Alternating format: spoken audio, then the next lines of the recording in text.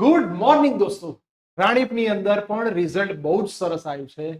અર્પણ સ્કૂલની અંદર જેનો સેકન્ડ રેન્ક આવ્યો છે એવી સરસ મજાની આપણી દીકરી જેનું નામ છે રાજપરા મહેક, એ આપણી જોડે છે અને એના ફિઝિક્સ જેવા વિષયની અંદર 41 માર્ક્સ છે. તો આજે એના વિશે જાણીએ કે ભાઈ રિવિઝન છે કે તૈયારી માટે આપણે શું કરવું જોઈએ. પ્લીઝ વેલકમ મહેક. બોલો મહેક બેટા, સ્કૂલની અંદર સેકન્ડ રેન્ક તમે લાયા, કઈ રીતે ફિઝિક્સની અંદર મહેનત કરી કે આગળ જઈને કઈ રીતે ભણવું જોઈએ, કઈ કઈ વસ્તુ પર વધારે ધ્યાન રાખવું જોઈએ? ફિઝિક્સ જેવા વિષયમાં પહેલાં તો બહુ જ ધ્યાન રાખવું પડે. હરેક કોન્સેપ્ટને બહુ સમજવું પડે.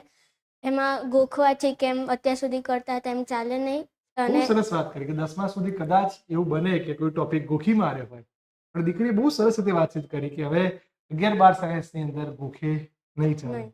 અને પછી છેલ્લે સરે એક્ઝામ લીધી, એનો બહુ જ બેનિફિટ થયો અમારા એક્ઝામમાં. સર ભણાવતા હોય ત્યારે બી એ હરેક વસ્તુ નોટ કરવાનું કે એનો બી બહુ ફાયદો થાય SQ MCQ તરીકે પણ. ચલો, બહુ સરસ બીજી વાત કરી કે સર જ્યારે કંઈ ભણાવતા હોય, જેમ કે અમારે અહીંથી નોટ્સ જ્યારે બાળકોને આપવામાં આવે છે ત્યારે એ લોકો એની નીચે અંડરલાઈન કે હાઇલાઇટ કરતા હોય છે, જેનાથી એ થિયરી તો યાદ રહી જાય, સાથે સાથે એમાંથી એમાં MCQ શોર્ટ ક્વેશ્ચન એ બધા બહુ જ બેનિફિટ થાય. ઓકે. તો 11મા ધોરણની અંદર જ્યારે બાળકના માર્ક્સ કપાય છે ને, એ MCQમાં કપાય છે.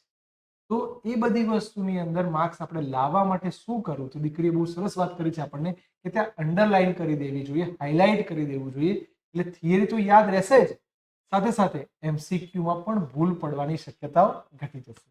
તો again wish you all the best. Second એક્ઝામમાં બી આ 41 ની જગ્યાએ 48 કે 49 આવે એવી આપણે હાર્દિક શુભેચ્છાઓ આપી. All the very best. Thank you sir.